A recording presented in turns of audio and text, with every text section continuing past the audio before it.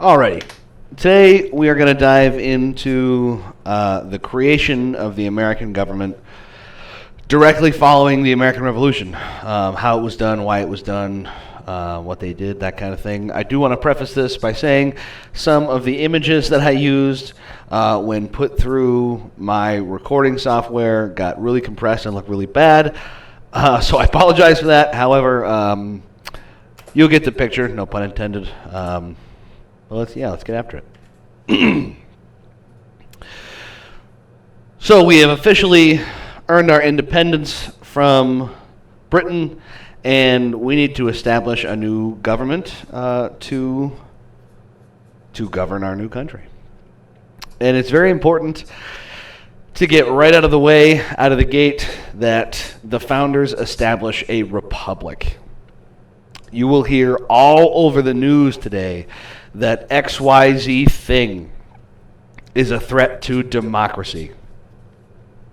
Great, I don't care. We don't have a democracy. We have a constitutional republic. And over this episode, we're going to see how that constitutional republic gets formed, why it does, who are the major players, that kind of thing. So, in a republic, you don't have what is commonly referred to as a direct vote, like you would in a democracy. In our government, we elect people who represent us and then vote on certain subjects, topics, bills, things like that. In a democracy, everybody would be voting on every subject, topic, bill, thing like that. So we entrust that our representatives are going to vote on our behalf correctly. That's not always the case, but that is the design intent behind a republic. Okay, and in a republic, all citizens are equal under the law. We're going to see how there's a lot of hypocrisy moving forward because this isn't exactly the case for the United States, especially as a new fledgling nation. There's going to be a lot of groups of people that are not seen as equal immediately. However, it is important to realize that it is this founding of this new government that at least begins the conversation about giving total equality to these other disenfranchised groups that have not traditionally seen equality really anywhere. It's not an American thing. It is a worldwide, Western, mostly culture kind of thing. But anyways, John Adams has some concerns. I picked this picture in particular mostly because it comes from the HBO John Adams miniseries with Paul Giamatti, and it is fantastic. If you haven't seen it, I cannot recommend it enough. It does a great job telling the story of John Adams, both before, during, and after the Revolution. It's fantastic. Please go watch it. Why is he concerned that a democracy would be a bad thing? Why is he pushing so hard for a republic? Basically, he is afraid of what is now commonly referred to majority rule. Majority rule allows for a lot of minority groups to basically be passed over. Their rights won't be protected. In a majority rule society, you have basically the majority, in very simple terms, if the majority votes that they want your bicycle, and they vote on it, too bad for you, they get your bicycle because enough people voted that way. He wanted to avoid that type of scenario. I mean, that's certainly oversimplified. However, that on a much grander scale can be very bad for a large number of people. And he also argues for a lot of things that we take for granted and we think are commonplace today, but previously were not. He wanted checks and balances and a separation of powers. So those two kind of things go hand in hand. A separation of powers basically means that the government's going to be broken up into more than one piece. We have three. We'll talk about what those three branches do here in a minute. But he wants to break up the government into multiple branches and then ensure that each of those branches have the power to check the other ones. So basically, if one gets out of line, the other one can correct them, that kind of thing. Very early on, the idea of having separate legislative, judicial, and executive branches is put forward, and most people think it's going to be a good idea. So the executive branch is essentially, in its most basic terms, the president, and police forces would be part of the executive branches. The legislative branch would be the lawmaking branch. So that would be Congress, the Senate, House, and the judicial branch is the court system and judges. Keep it as simple as that moving forward. There's definitely a lot more minutia in there than that, but in its simplest terms, that's what they all are. And the legislature, part of the legislative branch, is also going to be split into two parts, again, for more checks and balances, more separation of powers, and this is where we get our Senate and our House of Representatives. Initially, it's called an assembly. And we're going to see why those two things are split up. There's going to be a compromise that comes about to see how we have both equal and population representation. But we'll get there when we get there. This is just a quick a list of concerns that John Adams, who is has seemingly the power of foresight that he brings forward very, very early on. The previous colonies, the new states, they are going to be also writing their own constitutions. It's not only that we're building a federal government, we are also building state and local governments at the same time. And there are several state governments that John Adams thinks are doing a very, very good job at creating their governments and constitutions and things like that, and they're going to influence him very, very heavily. Basically, we want everything in writing because we need a way to prove that if something goes wrong, that the people are protected. So we just fought this big war over tyranny. We need to make sure that this new government that we set up is not going to become tyrannical. We need a way to check them. And Virginia is one of the first states that comes up with a constitution that is going to be very popular, and we're going to use that as a mirror for the federal constitution. A lot of things in here are going to sound very familiar. They're going to sound like things that should have been there always, but again, keep in mind that, not to be too vain as an American, but we're kind of trailblazing here. So in Virginia's Declaration of Rights, which also serves as their Constitution, it guarantees freedom of speech, the right to bear arms, a trial by jury, protection from unwanted searches and seizures, that kinds of thing. So John Adams is looking at this and is very much taking notes. He thinks that having these things written down, these kinds of guarantees, is going to be very important for the safety of American citizens moving forward. We'll see that very, very quickly and very easily. I want to go over what is a right. There's a confusion on this, and this section is going to get political. It's very hard to go over this time in history without getting political. It's inherent in the source material, in the matter at hand. So we're just going to do our best. But a right is not granted to you by the government. And again, I want to preface this. This is in terms of the American Constitution and overall humanitarian rights. Okay?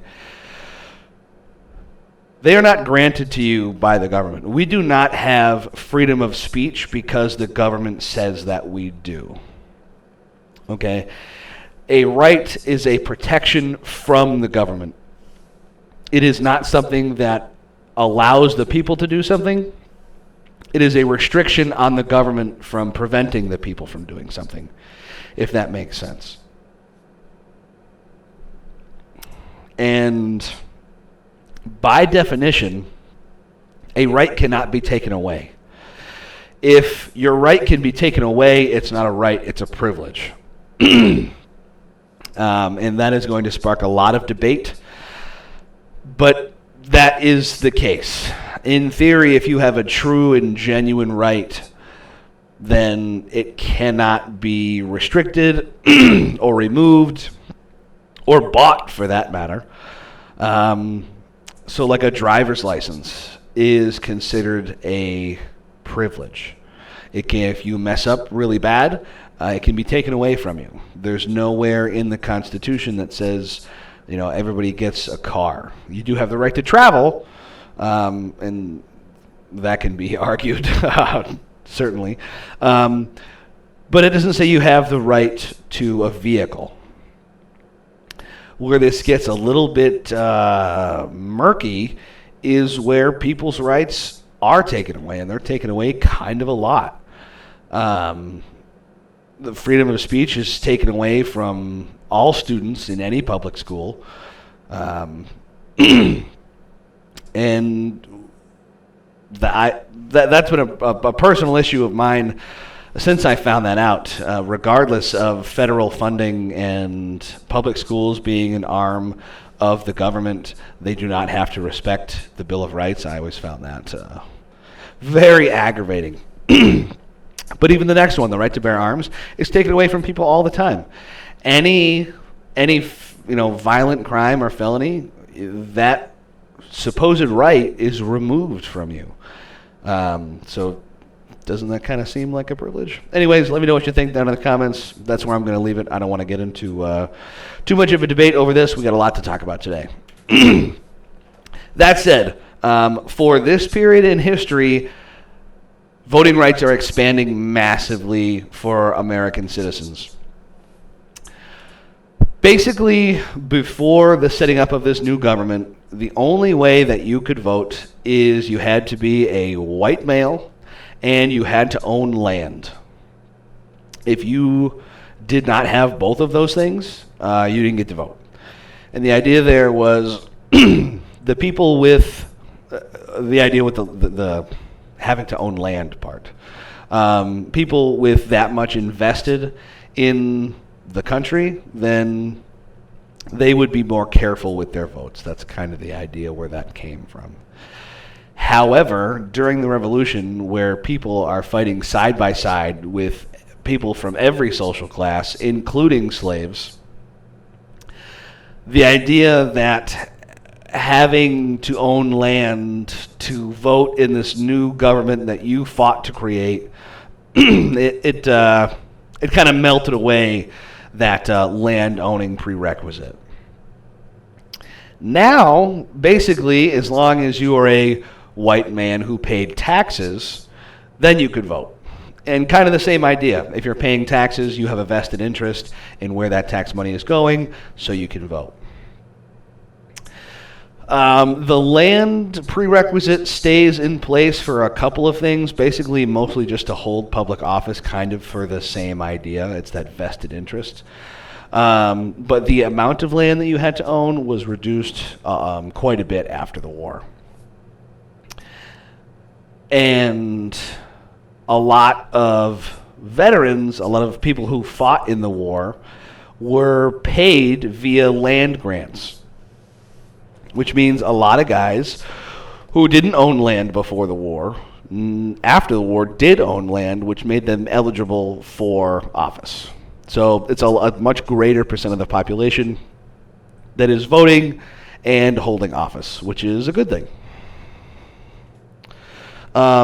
Women after the war, what is their status? Is it changing? That kind of thing. Basically, this is one of the first times that we see women making some societal progress in North America for like the British/American side of things. For the French, it was a little bit different, but over here, this is kind of how it went. They still couldn't vote. Obviously, that does change with a lot of westward expansion. We'll talk about that later. However, there were a couple of fairly large advancements.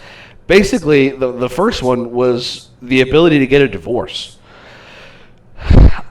Before this, it was almost impossible for a female-initiated divorce to happen. It was essentially impossible. So that was a big step forward, basically having freedom with who you're married to. And the second one was further access to education. Girls really didn't go to school before this. There were definitely exceptions. Abigail Adams is a huge one. She was very well educated. There are exceptions to every rule, but by and large, women and girls didn't go to school. If they did, it wasn't for very long. But now there were schools opening just for girls, and their literacy rate is going to skyrocket, and that is going to allow more advances to happen in later decades. So keep that in mind as we move forward. The other mostly disenfranchised group, African Americans after the war. There were almost 6,000. There was a significant number, over 5,000, number of African Americans who served in the Continental Army and even more in the militias. And a lot of times this service gained them their freedom. And as the government starts to be built and they start writing down all of these things that this country is supposedly built on, it's not going to go away right away. However, like I said, talks about this hypocrisy are beginning to happen. The conversation is open, and people are aware that it doesn't really make sense to have this idea of every man created equal while also supporting slavery. Like I said, it's going to take a long time to go away. However, the conversation does begin here. So, the idea of emancipation spreads. And as we move forward, we're going to talk a lot about emancipation and manumission. They have the same end goal, but different ways of doing it. Emancipation is just the immediate freeing of slaves. Manumission is the slow and deliberate freeing of slaves, basically by their owners wanting to do so. It's basically by their own volition. What we see very early on is some areas banning slavery overall. Vermont is the first state in the Union to ban slavery. This happens in 1777 in the middle of the war. So the Northeast is fairly progressive at this point in time. Quickly following afterwards, Pennsylvania, Rhode Island, and New York all pass laws freeing slaves when they reach a certain age. It varies based on time and state, but it's usually around 25 years old. So we can see this movement towards emancipation and manumission. Like I said, it's not going to happen overnight, however, moving towards it. The idea that freed slaves, freemen, were going to go out in society, and regardless of being free, we're immediately going to be equal, is unfortunately not the case. We're going to talk about that a lot when we get to civil rights in the 1960s. However, it's mirrored a lot right here during and after the American Revolution.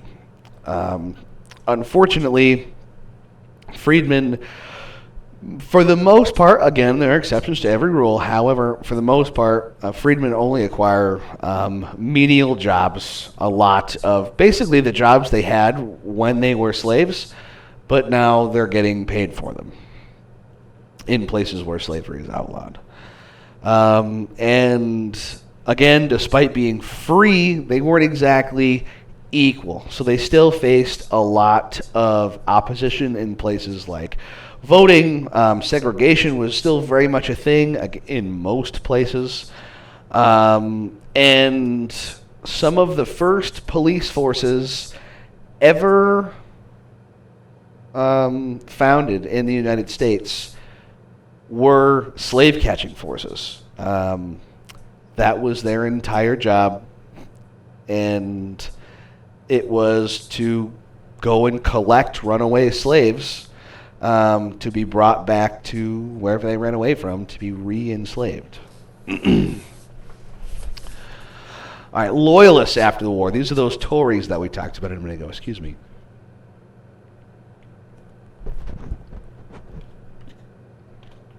A little parched. Excuse me there. After the war, anyone who was openly loyal to the crown immediately found themselves in enemy territory. They were not treated well. At best, they were shunned, and at worst, they were tarred, feathered, and had their property seized. It was not a good time to have not supported the Americans and the colonial army. There were well over 100,000 loyalists that fled back to Britain and other places in Europe to try to escape this persecution. One place where a lot of them went were what is now Canada. Previously, it was called British North America. But basically back across British lines to be with a friendly group of people, because these new Americans were not happy with them at all. So that is where a lot of loyalists went. And with this new American government and culture, a new language comes along. So first we're going to start out with this idea of nationalism, because there was a lot of nationalism after the American Revolution. And I've said this before about a couple of things, but the word nationalism gets thrown around today like it is this god-awful thing, and anybody who's a nationalist is a bad person. All it's done, if nationalists are. If you're a nationalist, you're part of a militia. You're part of, or you're a terrorist group, or whatever god awful thing that gets cooked up. Nationalism simply means that you are extremely proud of your country, and in the worst case of the original definition, you think that your country is better than other countries, and you have to realize. This tiny little, seemingly backwoods country of farmers just defeated the greatest military on the planet. Did they do that with the help of the other two greatest militaries on the second and third greatest militaries on the planet? Yes, they did. But that doesn't change the fact that they are extremely proud of the things that they accomplished during that conflict. So were they nationalists? Yes, a lot of them, but not in the modern context. So let's get that out of the way.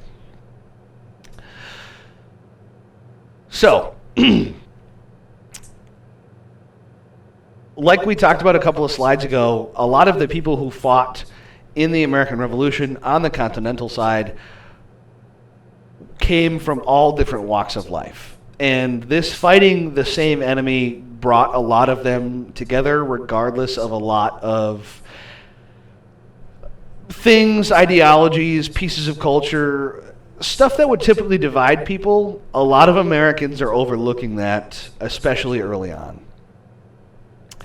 And one thing that the founders were very keen on was having an educated populace. Basically, they thought it was essential to have an educated people creating this new country. And we cannot have an illiterate, uneducated second generation of Americans coming to the helm of power here in a couple of years. We need to have a smart group of people running this new country. So we'll talk about the way that education evolves here in a minute, but it does very fast in this new American country. And this guy, you've heard his last name, I'm sure, a million times, Webster, Noah Webster, realizes that this country needs an education system based on this new American culture. And the way he thought was a good idea to cultivate that culture was on a standardized language. Yes, basically everybody spoke English, but if you've ever read any primary documents from the time, English was a broad term. Basically, people spelled things however they felt they could be spelled, and that was the standard. A lack of standard was the standard. It was whatever you thought or felt at the time. That's how that word was spelled. And that was going to change with this book that he writes called Webster's Dictionary. He writes a bunch of other educational books as well, kind of like the first American textbooks. Some of them are still in use today. You can still find them. A quick Google search, that's definitely a fun rabbit hole to go down. Anyways, he writes Webster's Dictionary, and it's the American dictionary of the English language. It is English for Americans, and it is how Americans are going to spell and do things from here on out. He thought a regulated American English would highlight the differences between theirs and British English, which he thought was an important distinction to make after having won this war. So, we've talked about state governments, we've talked about education. Now we need to get back to John Adams' idea of a new federal government. And a quick step back, remember that we just fought a war against tyranny, and we don't want to set up a government in which, one person or one group of people can get really powerful. So what happens very early on is the founders set up an intentionally weak government. They call it the Articles of Confederation, and it was our first federal government as Americans. And it doesn't go well. It doesn't have any separate branches like John Adams wanted. And it didn't have the power to do a lot of things. It couldn't impose taxes, and it couldn't regulate trade. And if you know anything about government, those are the two ways that governments make money. So basically, there was zero federal funding. The only way that the Articles of Confederation, or the government under the Articles of Confederation, I should say, got any funding at all were voluntary contributions from states. And guess how many states felt like they were just going to give the federal government money? Not many, almost zero. Basically, the only powers that the government had under the Articles were to declare war, raise an army, and sign treaties. Basically, if it didn't have to do with a conflict with another country, the Articles of Confederation couldn't do it. And as I'm sure you're figuring out, this doesn't go well. We're going to need to make some money. So,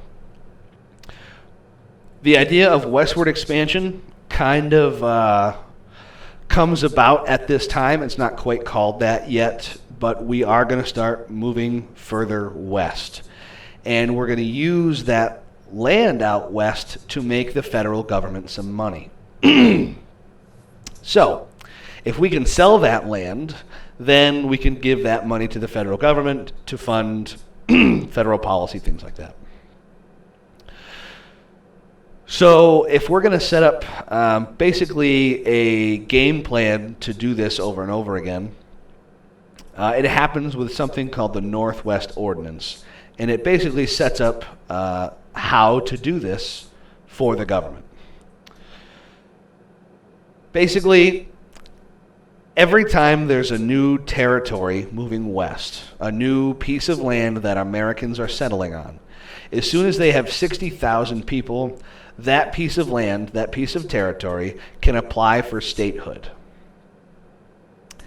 And as soon as you get granted statehood, then your rights to those people are guaranteed. When we get to the Constitution itself, as soon as you live in a state and are American citizen, you're automatically granted those. However, we're not there yet. So what is guaranteed right now, the three big ones are freedom of religion, trial by jury, and property rights. Basically, the government can't just come take your property away yet. Territories gained under the Northwest Ordinance also have slavery inherently outlawed, but only territories that were gained under this ordinance. So as you can see on the map here, everything in green are eventually going to be part of the Northwest Ordinance over time. And slavery is inherently illegal in those places. So again, we are slowly moving towards outlawing slavery overall, but it's going to be a very slow, monotonous process. Now, the Northwest Ordinance only has power in the Northwest. So when Americans start moving west in the South, the idea of outlawing slavery there is thrown out right away. The agriculture economy down there is far too ingrained in the idea of slavery and slave labor to even have that conversation had. It's just not going to happen. It's this piece of paper, basically. It's this idea of the Northwest Ordinance that sets the stage, even though it's not going to happen for 100 years. It sets the stage for the American Civil War. It's this separation of slave territories and non-slave territories that sets the stage that we're going to see have be an issue for a while, and then obviously culminates in a civil war. So keep that in mind, and it's kind of interesting with hindsight being what it is to be able to look back on something like this and see those seeds being sown. So, like we said, the new federal government, not a lot of power. That lack of power is going to cause some problems. So, if you remember, the 13 colonies used to be a part of Britain. Britain was their government, and Britain, as the government, used to give out loans. And a lot of British citizens in the colonies, so soon to be Americans but not yet Americans, had borrowed money from the British government. And the terms of the Treaty of Paris, which was the peace treaty that ended the American Revolution, allowed Britain to recover the debts that were incurred by its previous citizens before the war.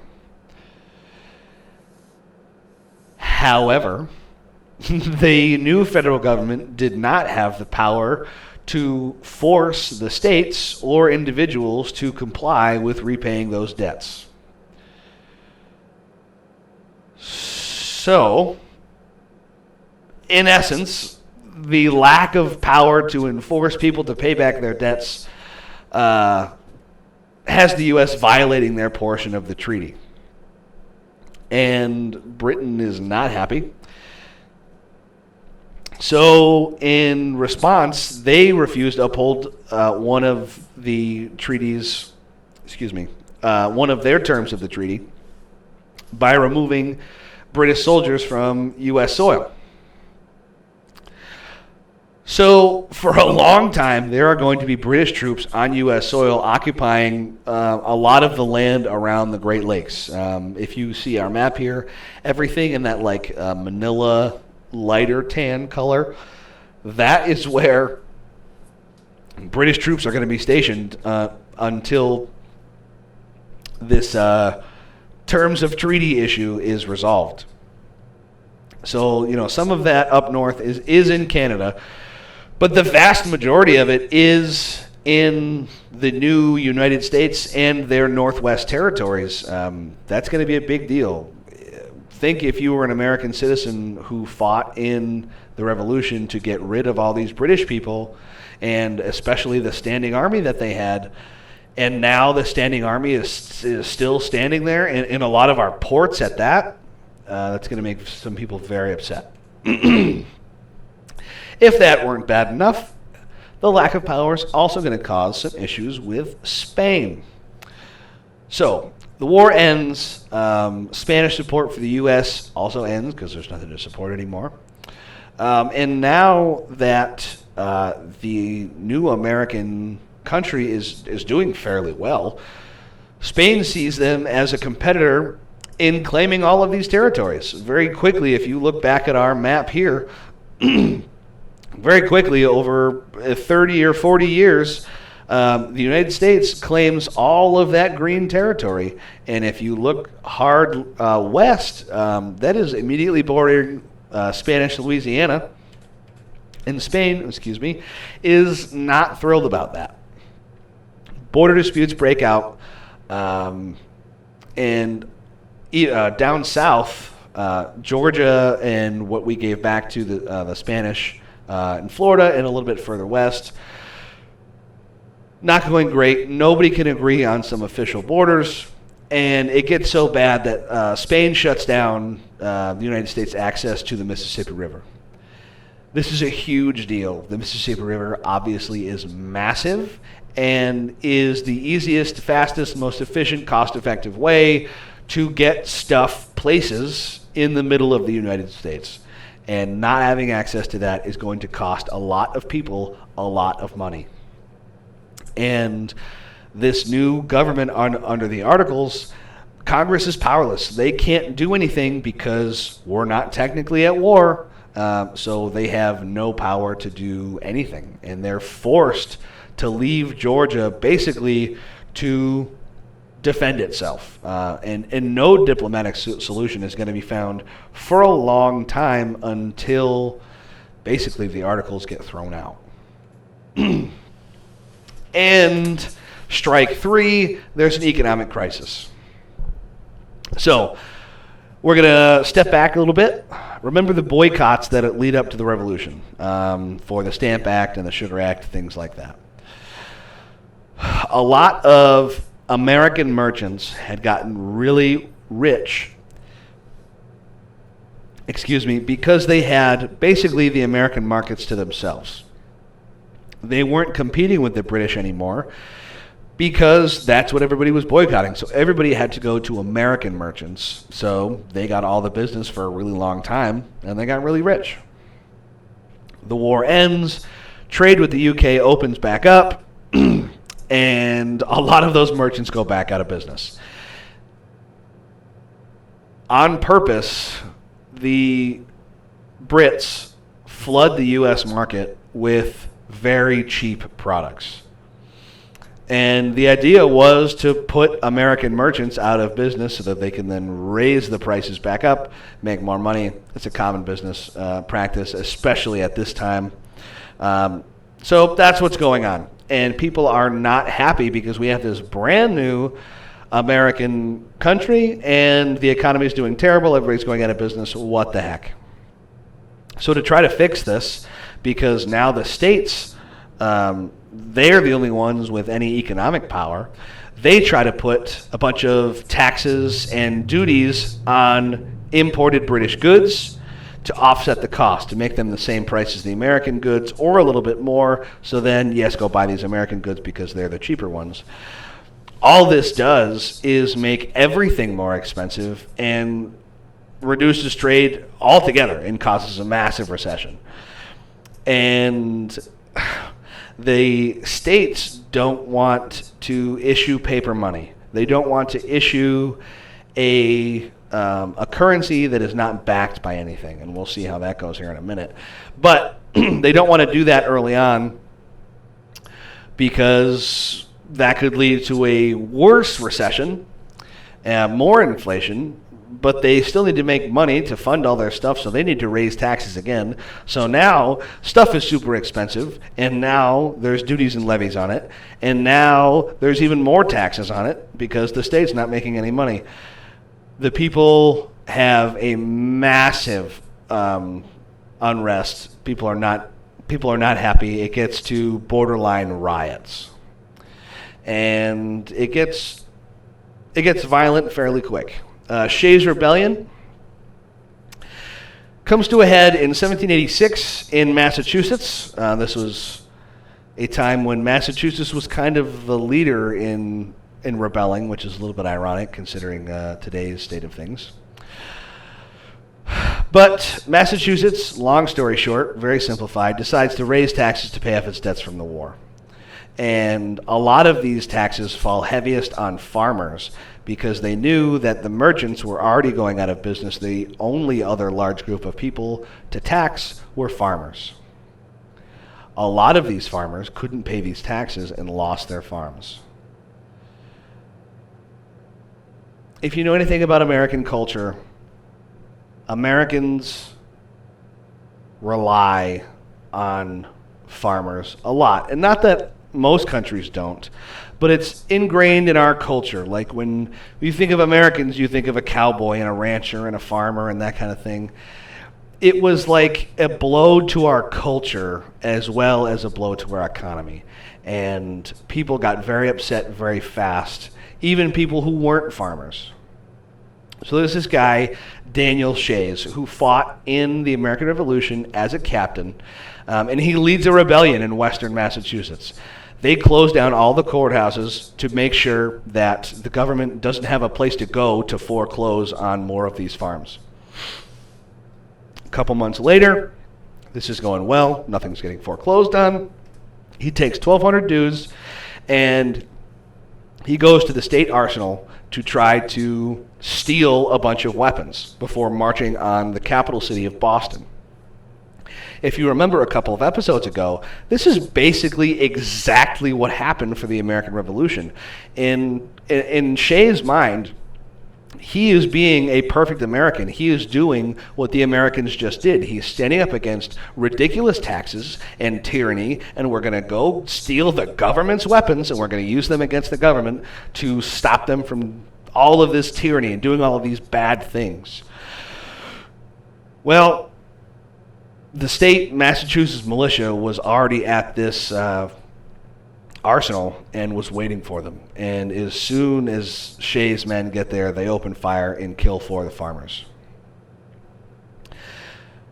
24 hours later, the federal, genuine continental military gets there, and they put down the rebellion. Things aren't looking good. It never looks good when you have to call in the army to put down a rebellion that started because of decisions that you made as the government. People are very upset. Maybe we need to change some stuff. The economic problems coupled with Shays' Rebellion make a lot of people think we need a stronger federal government because it is the federal government's lack of power that got us into this economic crisis. This economic crisis caused the rebellion, right? So the vast majority of state delegates agree the Articles of Confederation needs to get basically revised, but overall thrown out. You know, some people are like, we can change it. Let's change it a little bit. Let's change it a lot. Some people are like, let's 86 this thing. We got to start from scratch. This causes a divide among the delegates, and we get another definition for the term nationalist. So even in their own time, this was a word in flux, to say the least. And the delegates that were in favor of a very strong central government were known as nationalists. 1787 delegates from every state, minus Rhode Island, that's a separate story for a separate time, they meet to discuss what's going to happen with the Articles. They want to revise it, they want to get rid of it, what's going on. This is called the Constitutional Convention, where they meet to discuss a new federal government. The new one, or a new plan, rather, is called the Virginia Plan. Comes from Virginia, a guy named James Madison, pretty famous founding father. I'm sure you've heard his name before. What his plan is, he's going to scrap the Articles altogether. Like I said, we're going to just 86 this thing. We need to start from scratch. And he wanted to replace it with a government that had the power to tax and make laws. This was pretty radical for the time. Remember, the Articles had basically no power at all. And he wants to take John Adams' idea and split the legislature into two houses. And people were not thrilled about this. Some people wanted everybody, each state should have the same number of representatives. But then some guy over here would say, well, my state has more people than your state, so why don't we get more representatives? So it comes down to two houses. One house is going to have equal representation, and one house is going to have representation based on population. Then the government itself is going to get split into three parts, just like John Adams wanted: judicial, executive, legislative. A lot of this is coming from what John Adams was saying, a decade earlier. Disputes. What do we think is going to happen if some people? Excuse me. Sorry about that. Some people wanted both houses to be have representation based on population. And this gets pushed pretty hard by a lot of the states that have a higher population. I know you're shocked. And then the smaller states are worried that the larger ones are going to just push them over on federal issues. And this devolves into a debate about slavery as well, because the southern states do want both houses to be counted in terms of population, because then they'll have their slaves be counted in terms of representation, and the northern states don't want slaves to be counted, blah, blah, blah, blah. So it's weird. You have this weird, almost opposite argument where the southern states are arguing that, yes, slaves are people and they should be counted, and the northern states saying, no, they're not people, so they shouldn't be counted. It's a very weird time. So we got to compromise. I'm going to start with the 3/5 compromise just because it's probably more famous. And this is where we get the compromise on how we are going to count enslaved peoples as part of the population. It's called the 3/5 compromise because out of every 5 enslaved people, 3 of them would be counted in terms of representation for delegates and in terms of taxation. The other compromise that gets reached is the Connecticut Compromise, where we get what John Adams wanted initially, which is where one house was going to be equal representation. Each state gets, is represented equally. And the other house is where they are represented based on population. So basically we get right back to what John Adams wanted in the beginning. So the new Constitution, what is it looking like? The Articles have been 86ed. We have the 3/5 compromise. We have the Connecticut Compromise. Where are we going from here? We're going to keep the idea of popular sovereignty. This gets thrown around a lot at this time. What this is, in very basic terms, is just rule by the people. We don't want to get rid of the idea of a republic. We don't want to replace it with anything, so we're going to keep that idea in place. The Americans are still going to be voting on what happens. And we're going to introduce this new idea of federalism. Even though we've kind of already been doing it, we're going to put it down on paper now. Federalism is simply the separation of levels of government. I have written down here state and federal, but also local and municipal will become relevant soon here. So federal, state, local, municipal governments will all have their own roles. We're going to create that separation of power. We're We're going to create that separation of power, just like John Adams said. We're going to get those three branches in. They're going to do all of their own things, yet also have the ability to check on the other ones and make sure that they're not doing anything wrong. They're going to keep each other in check. The other thing they do that is very forward-thinking that I feel like they don't get a lot of credit for is right here in 1787, they create a system for amending the Constitution. They know that this document is going to be a living document. It's going to have to change over time as people change and the country changes. And they set up that like scaffolding to do it very early on. And the way to do it is, if there is an amendment, it needs to be proposed by at least 2/3 of Congress. So 2/3 of Congress has to basically vote in favor of it. If that goes through, then it needs to be ratified by 3/4 of each of the state legislatures. So you need more than a majority both times to make an amendment go through. Now that we have this great new government written down on a piece of paper, are we going to put it into effect? What's going on here? So we finished talking about it in 1787. James Madison is seemingly satisfied with everything that we've talked about so far. And another schism happens because, of course, there is. It's never easy. Never is there a time where everybody agrees.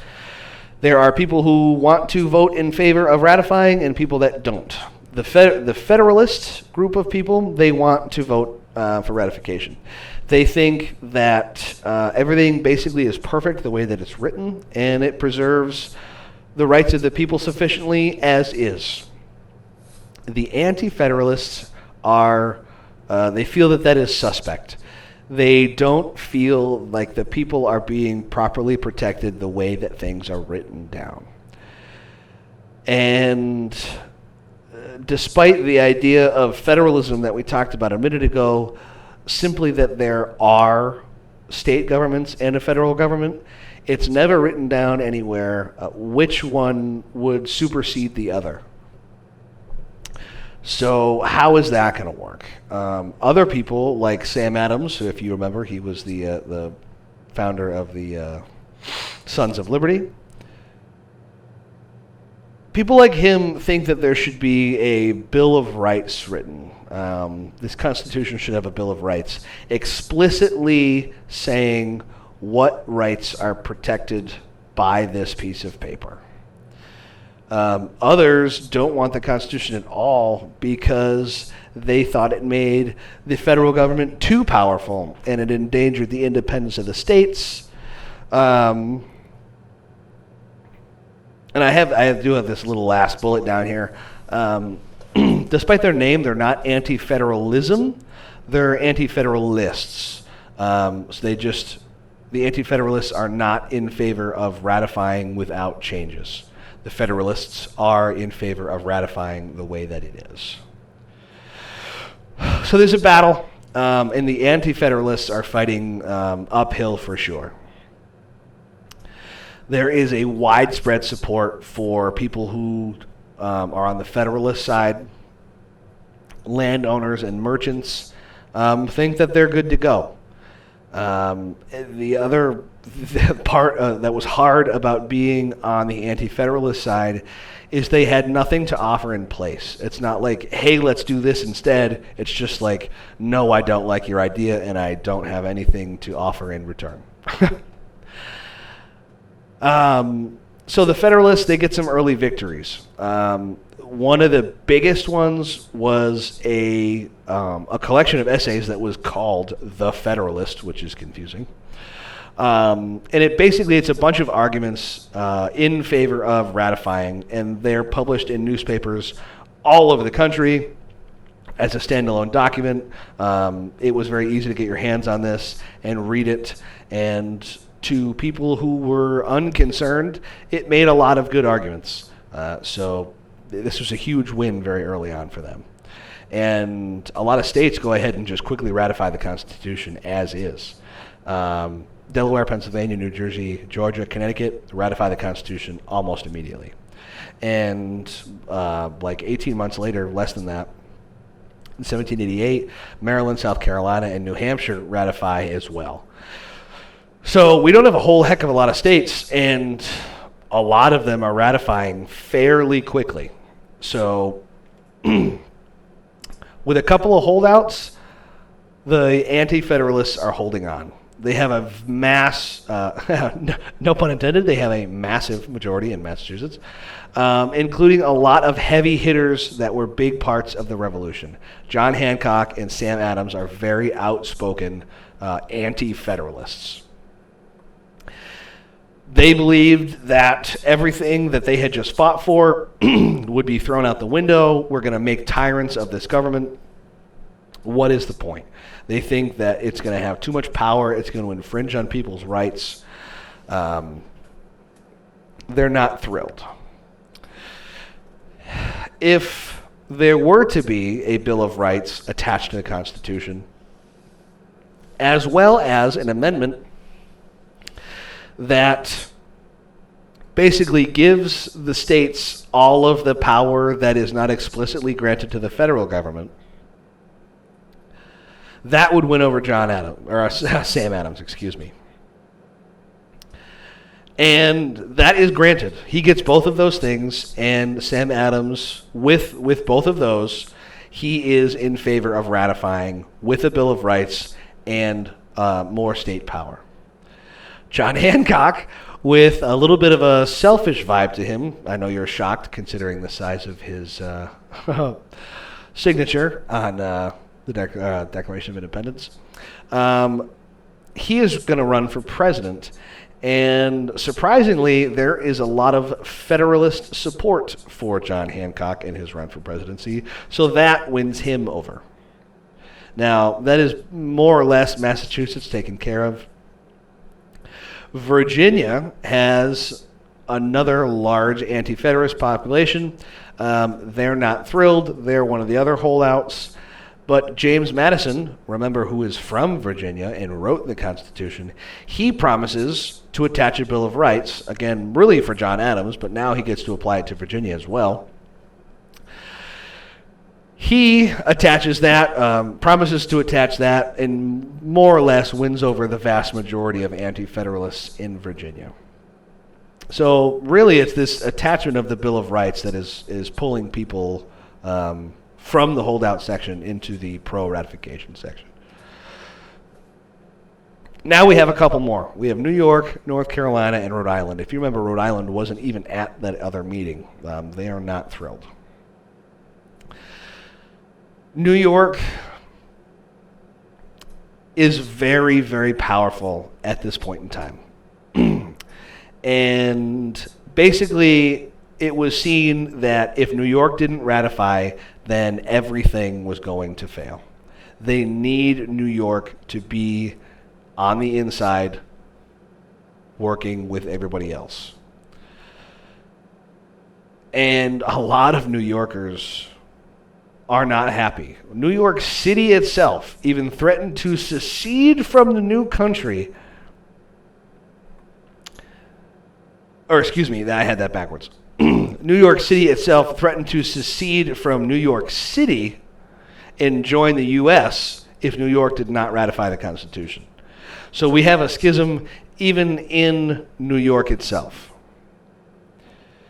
By July of 1788, some of the arguments given to the other holdouts, like Massachusetts and Virginia, are convincing some New Yorkers to want to ratify. If New York could get the U.S. if the U.S. could get New York to ratify, then the new government would basically be good to go. New York was arguably one of the most powerful states at the time. They need them not to diminish anybody else, but more than any other state. With the Bill of Rights drafted and proposed, North Carolina ratifies. New York is a little bit still on the edge until the Bill of Rights is fully drafted and given to them. Once they have it, they do convince New York to ratify, and Rhode Island holds out the longest. It's not until 1790 that they ratify the Constitution, which is 3 years after it was written and 2 years after basically everybody else, even New York. Here I have the Bill of Rights. Most of you, if you're Americans, you should know what these are. I'm not going to spend a whole lot of time on this other than the first two allow all of the other ones to exist. That's not an argument. That's a fact. That's unapologetically, that is empirically true. And keep in mind, I did used to be a history teacher. So I did make a lot of Jeopardy games on this website called Jeopardy Labs. If you want to go play it, here is the link. It's honestly pretty fun. But yeah, that's it. Where we're going to go from here is how this new government affected westward expansion, what's going to happen next, that kind of thing.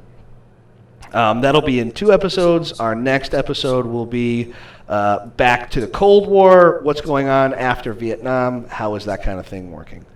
Again, we're still pretty early, pretty new on the channel. Let me know what you guys think. Let me know what you guys want to hear about. And thanks for coming out. I'll catch you in the next one.